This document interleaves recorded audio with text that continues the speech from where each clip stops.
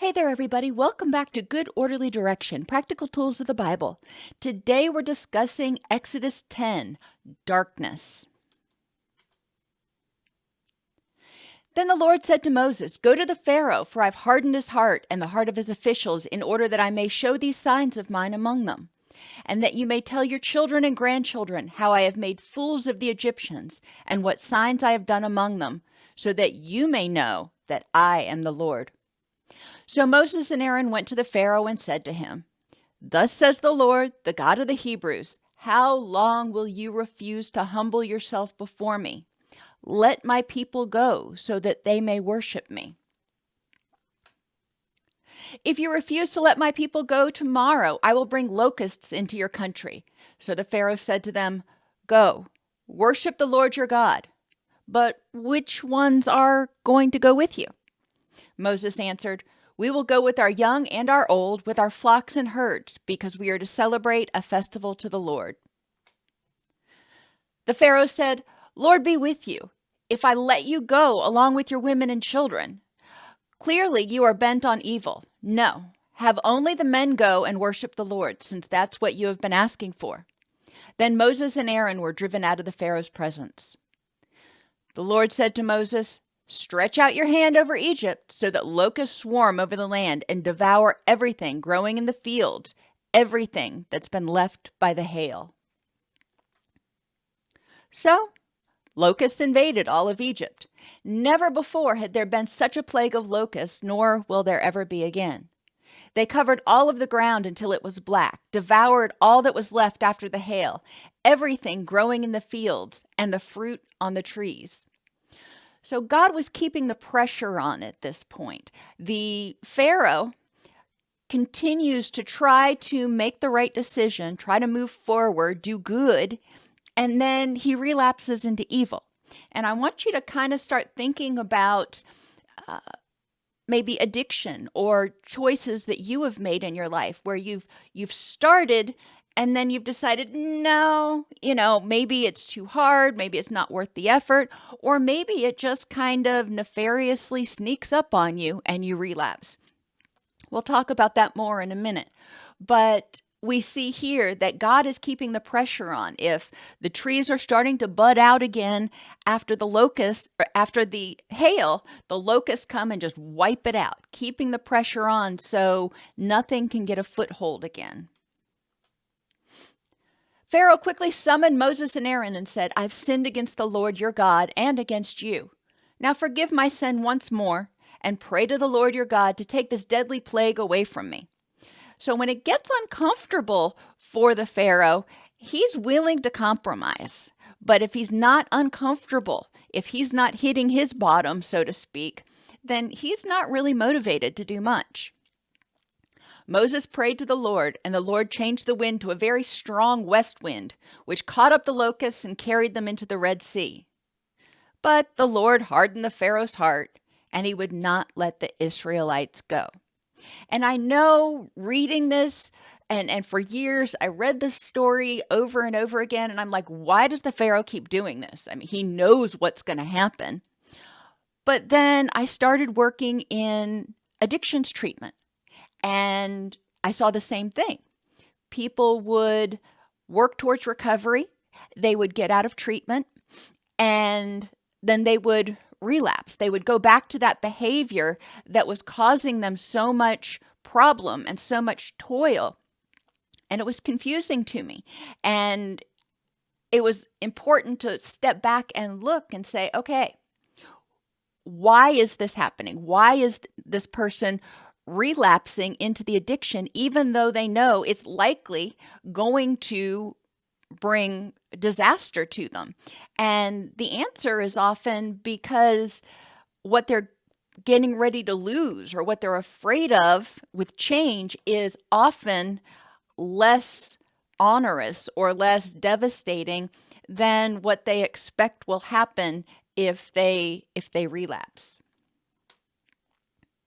Then the Lord said to Moses, "Stretch out your hand toward the sky so that darkness spreads over Egypt, darkness that can be felt.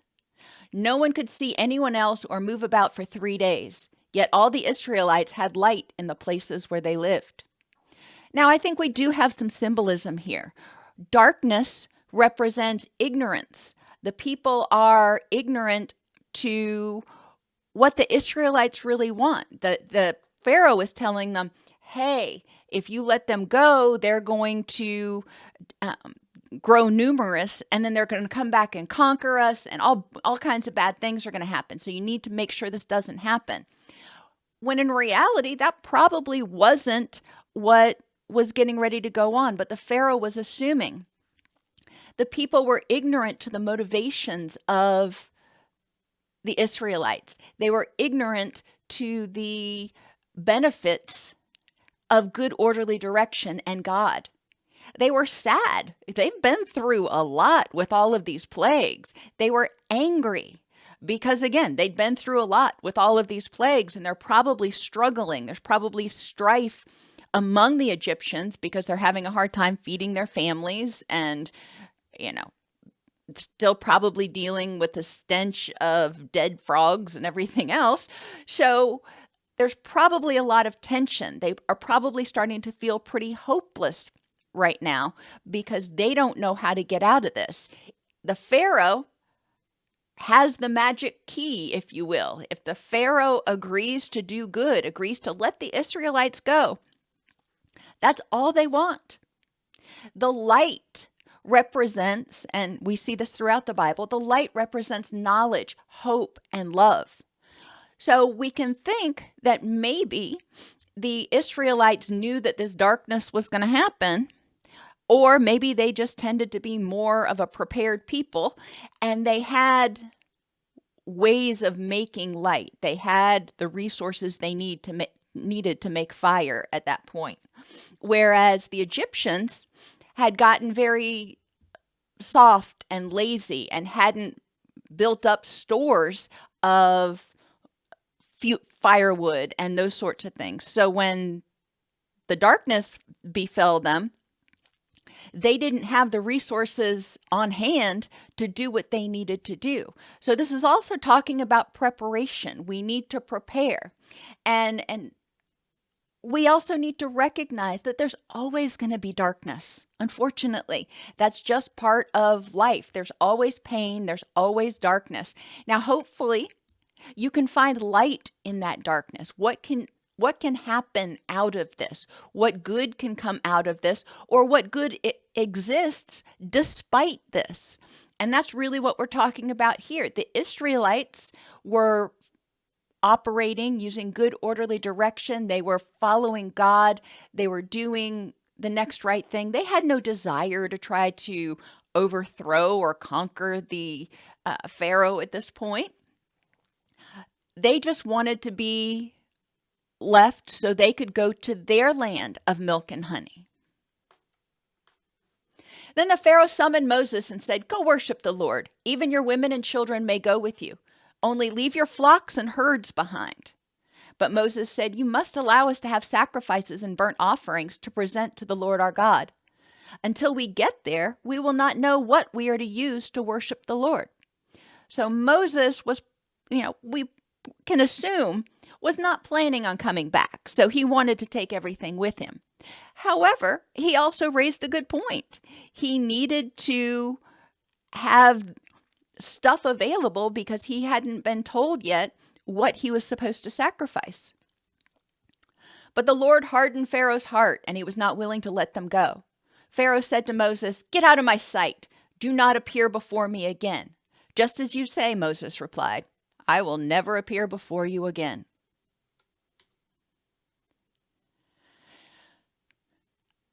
I think it's important to reflect again, and I know I talked about it already. The Israelites didn't want to take anything from the Egyptians or intrude on their lifestyle in any way. They just said, "Let us live in peace. You've got your fertile lands. Let us go to our land of milk and honey. Let us live in peace." They simply wanted to have their boundaries respected. They wanted to be able to worship their God. They wanted to be able to farm their own land. They wanted to be able to be treated with respect and not abused and engaged in slave labor. Since the Pharaoh would have taken advantage to gain more prosperity, he assumed that's what the Israelites would do. He assumed that Moses just wanted to take the Israelites away so they could become more numerous and stronger, and then they would come back and try to overthrow Egypt. We don't know what Moses wanted, but at this point, we're thinking that's not even something that's in his mind. He's being led to a land of milk and honey.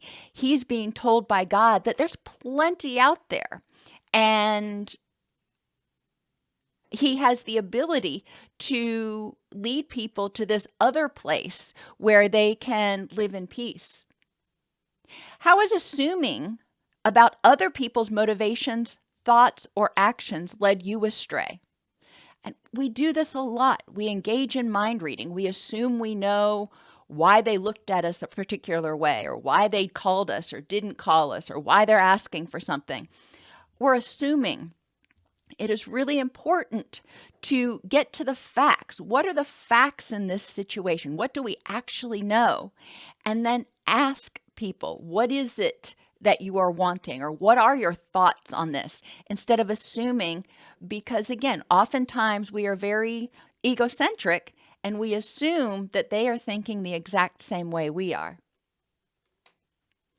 The Pharaoh fails to recognize that at least for the next few centuries, there's plenty of space for everybody.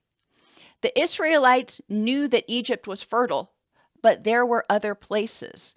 Remember from the top of the mount where Moses started all of this many, I'm assuming months ago, he could see that there were fertile areas further out.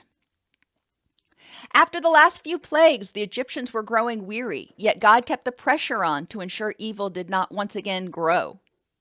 It's important to recognize that relapse often happens quite subtly, whether it's depression or addiction or something else. Good was gaining traction to break free from evil, so sort of like recovery taking hold. But it's essential to remain vigilant and dedicated. And I see this in recovery where people start feeling a little bit better and they're like, okay, I can relax a little bit. I don't need to keep going to meetings or doing my journaling or whatever it is they're doing. They start getting lax. And then old behaviors quickly creep back in, just like the plants after the hail, the plants tried to sprout again, and God sent the locusts in and said, oh no. Well, that's relapse prevention. That's making sure that we are remaining vigilant and dedicated to the process. It's also interesting to note the symbolism that to make a change, people often need to hit bottom. And a lot of times when people hit bottom, they talk about how dark of a place it is, how desperate they feel. And that is kind of what the Egyptians may have been experiencing now. Darkness that could be felt. Think about your plagues.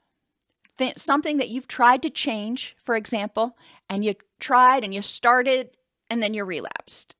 And then you started again and then you're relapsed.